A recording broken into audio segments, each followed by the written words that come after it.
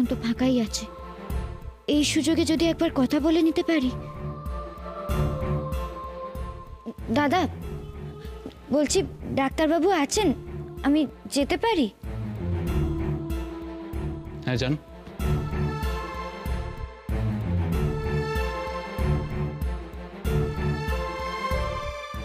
ডাক্তারবাবু।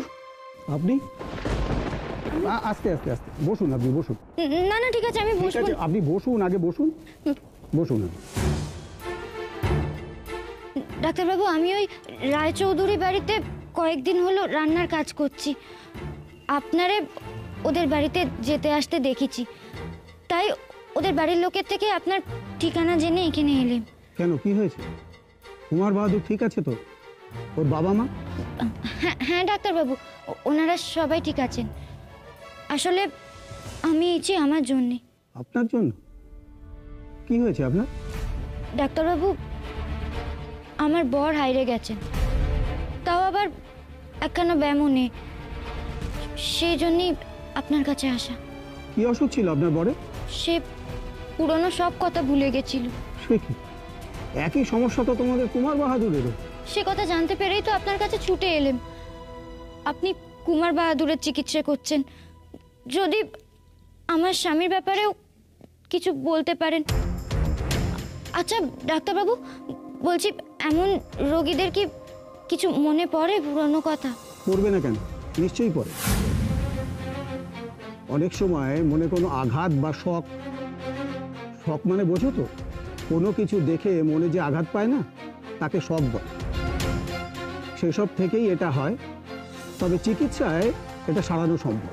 তার মানে পুরনো কথা মনে পড়লে তো সে আবার আমার কাছে ফিরে আসবে। আচ্ছা ডাক্তারবাবু, সত্যি তেমন দিন আসবে? আমার স্বামী আমার কাছে ফিরে আসবেন? উনি ফিরবেন কিনা সেটা বলতে পারি না, তবে এটুকু বলতে পারি যে ওনার চিকিৎসার দরকার আছে। সৌনক যেমন ট্রিটমেন্ট পাচ্ছে, তেমন কিছু যদি তোমার বর পায়, তাহলে মানে ধরো আমার ওষুধগুলো প্রপারলি পড়লে সৌনকের স্মৃতি ফেরাটা কয়েক মাসের ব্যাপার। আচ্ছা ডাক্তারবাবু, কুমার বাহাদুরের তো অনেকদিন হয়ে গেল ওষুধ খাচ্ছেন উনি। কিন্তু যতটা উন্নতি সৌনকের হবার দরকার ছিল ততটা হয়নি। কিছুতেই ও এই বাড়ির লোকদের চিনতে পারছে না। নিজের লোকদের অল্প অল্প চিনতে পারার কথা কিন্তু এতদিনে। এরা তো কেউ শহরের বাবুর বাড়ির লোকই নয়, কি করে চিনবেন উনি এনাদের? আচ্ছা, ওষুধগুলো ঠিক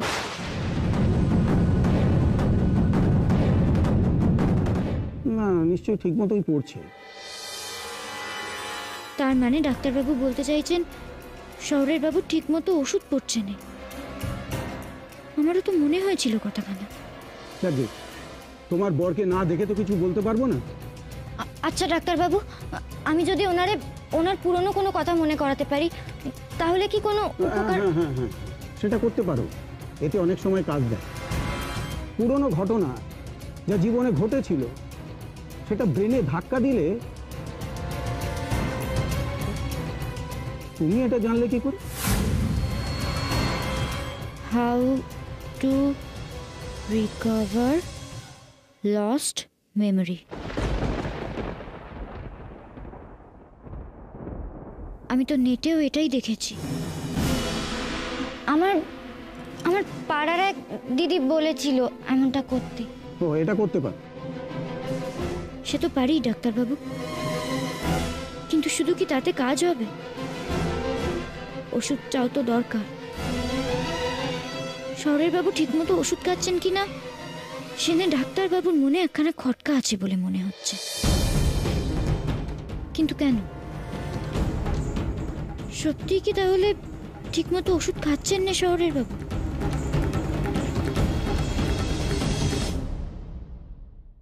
ডাক্তারবাবুর সাথে বিন্দি কি কথা বলতে গেছে সেটা আমায় জানতেই হবে।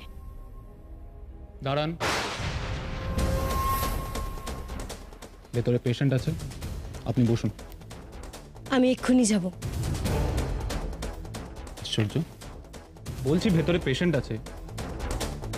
আপনার সাহস তো মন্দ নয়, আপনি আমাকে আটকাচ্ছেন। যত সব। ম্যাডাম দাঁড়ান। না, আপনি যেতে পারেন না। আমি যাব, পথ ছাড়ুন। আপনাকে বলছি না অপেক্ষা করতে হবে। আপনার কোনো সেন্স নেই।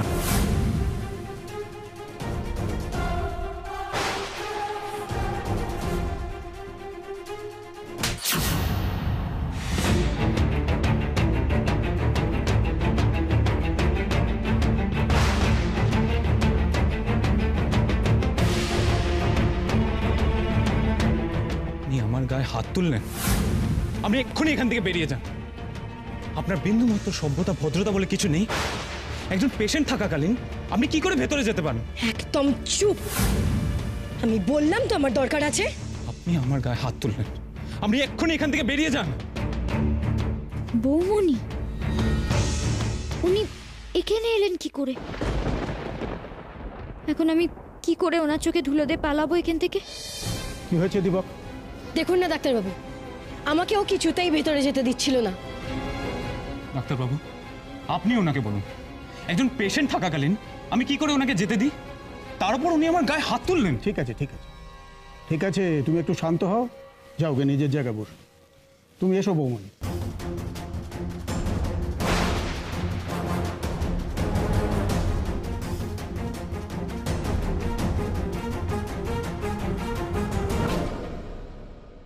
এসো এসো এসো, কেন জলটা খাও। কি হয়েছে এবার বলো দেখি শান্ত হয়ে।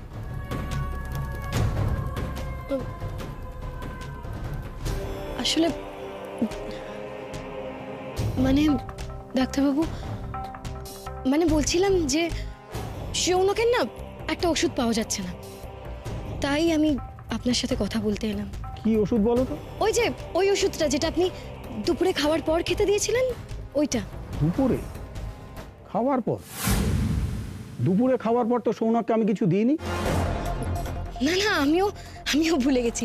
আমি আসলে বলছিলাম ওই রাত্রে খাওয়ার পর যে ওষুধটা বলেছিলেন ওইটা। ও আচ্ছা আচ্ছা, তোমাদের বাড়ির ওই রান্নার মেয়েটি যার বর হারিয়ে গেছে, ওকে পাঠিয়ে দিও, ওর হাতে আমি দিয়ে দেবো। মানে আপনি কিভাবে জানলেন যে ওর স্বামী হারিয়ে গেছে? ও এসেছিল তো একটু আগে। কেন এসেছিল আপনার কাছে? আসলে ও জানতে এসেছিল সৌনকের মতোই ওর বরের স্মৃতি হারিয়ে গেছে, সেটা কোনোদিনও ফিরবে কিনা। আমি আসি তাহলে, আমার একটা গুরুত্বপূর্ণ কল আছে, তুমি সময় মতন চলে যাও।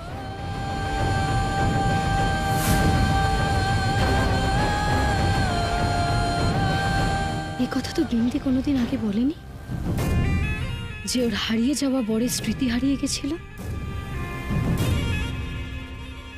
দয়া করে আমার কথা কানে শুনুন, আপনাদের কোথাও ভুল হচ্ছে। উনি উনি আপনার স্বামী নন। কি? হ্যাঁ, আমি যা বলছি ঠিক বলছি। না না, এসব আমি কি ভাবছি, ওর তো মাথা খারাপ। কিন্তু তাহলে ডাক্তারবাবুর কাছে এসে ওর বরের ব্যাপারে এই কথাগুলো বলবে কেন? না না, ব্যাপারটা একটু জটিল হয়ে যাচ্ছে। ওই ছেলেটার সাথে এই বিন্দির কি সম্পর্ক, সেটা তো কিছুতেই আমি বুঝতে পারছি না। কোনোভাবে আমার সম্পত্তির লোভের কথা ফাঁস হয়ে যাওয়ার আগেই আমাকে ওই ছেলেটির সঙ্গে সম্পত্তি হাতিয়ে ছেলেটাকে সরিয়ে দিতে হবে। আর এখন ওই বিন্দিকে সবার সামনে খারাপ সাজাতে পারলে আমি ওকে আস্তে আস্তে বিষ দিয়ে মেরে ফেললেও কেউ খুব একটা মাথা ঘামাবে না।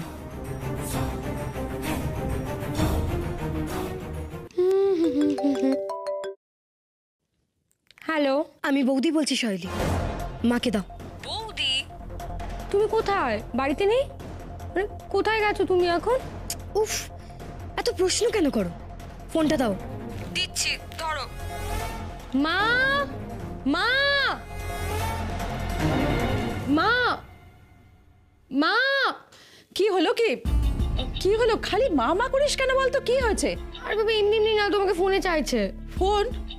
কার ফোন? বৌদি। বৌমা? হ্যালো বৌমা? হ্যাঁ মা, বিন্দি কিন্তু টাকা নিয়ে আশ্রমে যায়নি, ও একটা চোর।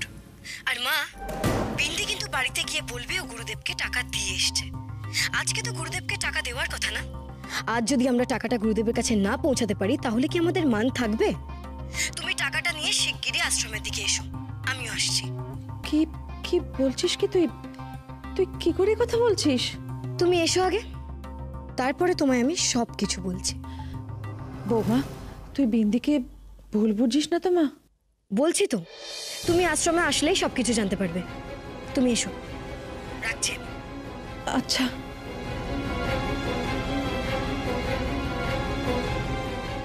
বৌমা যা বললো তা কি সত্যি? কি বলছে ও? তার মানে তুই এমএ সাংঘাতিক। সহেলি, তুই শিগগিরই যা, শঙ্করকে গিয়ে বল গাড়ি বার করতে, আমি আশ্রমে যাব। এখন তুমি কেন আশ্রমে যাবে মা? বিন্দি নাকি আশ্রমে যায়নি, টাকা চুরি করে পালিয়েছে। কি? না না, এটা হতে পারে না। ওহ বাবা, এত কথা আমি এখন বলতে পারছি না। তুই যা, শঙ্করকে বল গাড়ির ব্যবস্থা করতে। বিন্দিও কি তাহলে ঠাকুরজি আর তুষার ঠাকুরপোর মতো আমাদের ঠকাচ্ছে?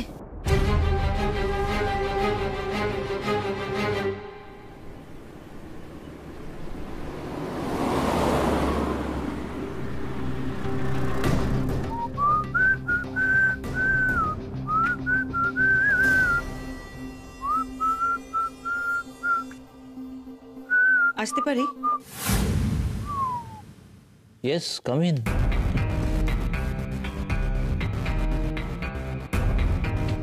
Welcome. Welcome, madam.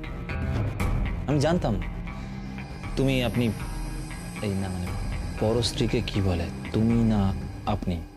না, আমি তো তোমায় তুমি বলতাম। তুমি বলি। আমি তোমার প্রস্তাবে রাজি তুষার। আমি তোমার সাথে গঙ্গারামপুরে যাব, তোমার দাদা বৌদির সাথে দেখা করতে, তোমাদের আদি বাড়িতে। রিয়েলি? বাহ বাহ। কিন্তু আমার একটা শর্ত আছে।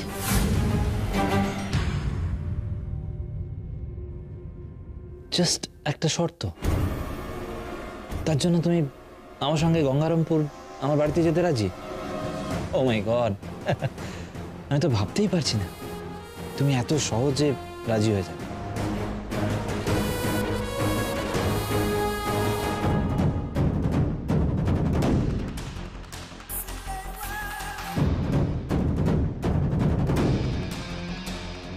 আমাকে প্রমাণ করতেই হবে মায়ের কাছে যে বিন্দি আশ্রমে আদৌ যায়নি এবং ওই দক্ষিণার টাকা ও চুরি করেছে।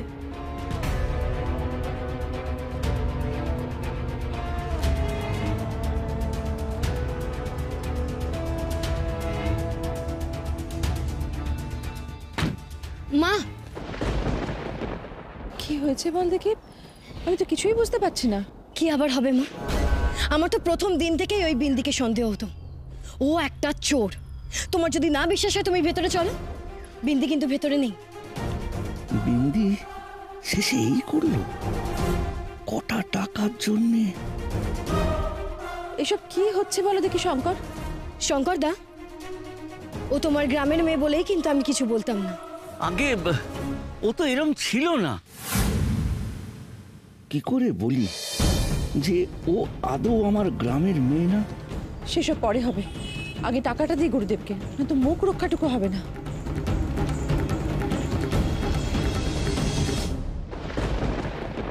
এমন কাজ করলি তুই বিন্দি, আজ আর তোকে বাঁচাতে পারবো না।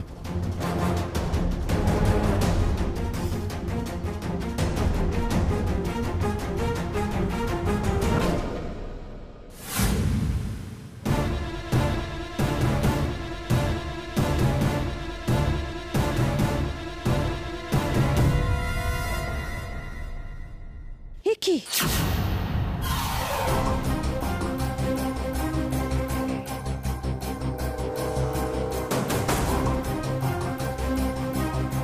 তুই বড্ড ভালো মেয়ে রে মা, বড্ড ভালো মেয়ে। এত ভালো হলে কি আর দুনিয়া চলে?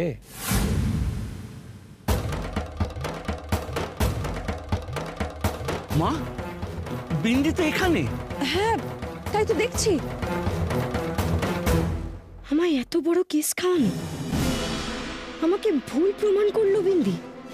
বৌমা, তুই কি দেখেছিস বলতো? এই ওঠো, আমার সাথে শয়তানি না? কি করে এলে তুমি এখানে বলো? না, ও আমি এসে বললো যে না গুরুদেব, আপনি ওর কথা একদম বিশ্বাস করবেন না। ও একটা ডাহা মিথ্যেবাদী, চোর একটা। আমার তো এখানেই আসার কথা ছিল বৌমনি। একটাও বাজে কথা বলবে না। তুমি তো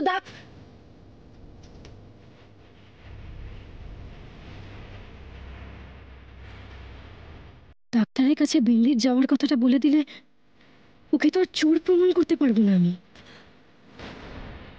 সরল হলেও আমি বোকা নই বৌমনি। আপনার কাছে আমি কিছুতেই ধরা দেব না।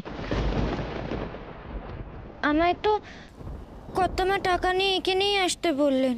আমিও তো তাই বলছি। ও আমাকে এসে বলল কর্তামা দক্ষিণা পাঠিয়ে দিয়েছে, টাকাও দিয়েছে, আর আমাকে হাতখানা দেখে দিতে বলল। দিয়ে দিয়েছে? তবে যে বৌমা তুই বললি। মা তুমি বিশ্বাস করো, এই সব কিছু ওর কার সাজি?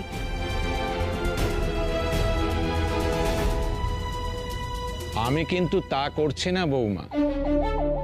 এ মেয়ে চোর বা মিথ্যেবাদী কোনোটাই হতে পারে না।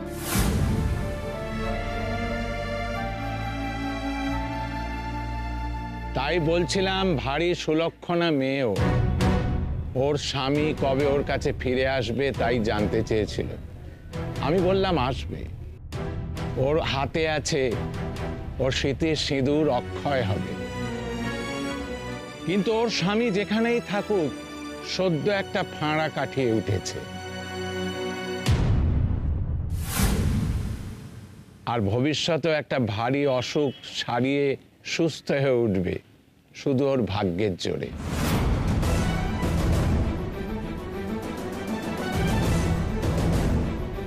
তাই যেন হয় গুরুদেব। মেয়েটা দিন রাত স্বামীর জন্য মুখ কালো করে বসে থাকে। এই যাত্রায় তুই নিজেকে নিজে বাঁচালি, কিন্তু একটা কিছু ব্যাপার তো আছে। সেটা কি?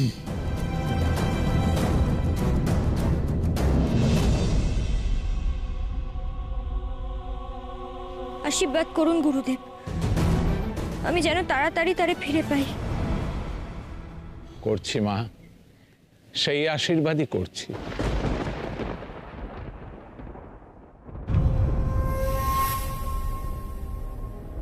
আসলে ও জানতে এসেছিল সৌনকের মতোই ওর বরের স্মৃতি হারিয়ে গেছে, সেটা কোনোদিনও ফিরবে কিনা। মা, আমার কোনো কিছুই ঠিক লাগছে না। তুমি কেন বিশ্বাস করছো ওকে? কেন মাথায় তুলছো এই মেয়েটাকে? তোর কি হয়েছে বলতো? তুই কেন ওই অভাগী মেয়েটাকে খারাপ প্রমাণ করার চেষ্টা করছিস? দেখ, ও তো স্বামীর খোঁজেই চারিদিকে ছুটে বেড়াচ্ছে। তুই কেন ওকে খারাপ প্রমাণ করছিস? তোর কি ক্ষতি করেছে ও? দেখ মা, স্বামীকে ছেড়ে থাকার কষ্ট তো তুই বুঝিস। এত বড় কথা, ওই বিন্দির জন্য আমায় কথা শুনতে হলো?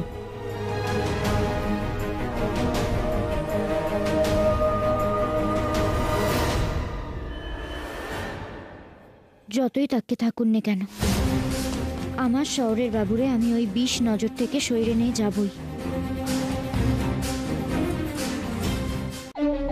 দেখ মা, আমি বুঝি তোর মনে সব সময় ভয় কাজ করে, খোকার যাতে কোনো বিপদ না হয়, কেউ যেন খোকার কোনো ক্ষতি না করতে পারে। কিন্তু এমন করলে তো চলবে না মা। আয়, আমি গুরুদেবকে বলি তোর হাতটা দেখে দিতে।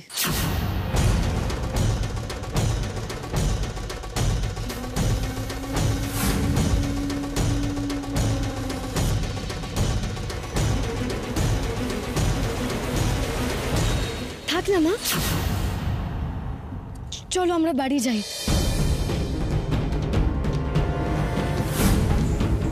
বাবা গো, সম্পত্তিটা সবে হাতের মুঠোয় বাগিয়েছি, এক্ষুনি হাত থেকে সেটা হারাই আর কি। এই গুরুদেব খুব ভালো ভাগ্য দর্শন করতে পারেন। যদি বুঝে যান এখন আমি যাকে স্বামী বলে পরিচয় দিচ্ছি সে আমার স্বামী না, তাহলে তাহলে সব খেলা শেষ হয়ে যাবে। না না, তা বললে হয় নাকি? আমি তো তোর মনের কষ্টটা বুঝি মা। তুই আমার একমাত্র ছেলের বউ, একমাত্র বউমা। আয় আয় তো। থাক না মা। আরে বাবা, তোর ভালো মন্দের দায়িত্ব তো আমারই। কেন কিছুতেই বসতে চাইছেন না বৌমনি? সত্যিটা যদি গুরুদেব বলে দেন সেই ভয়?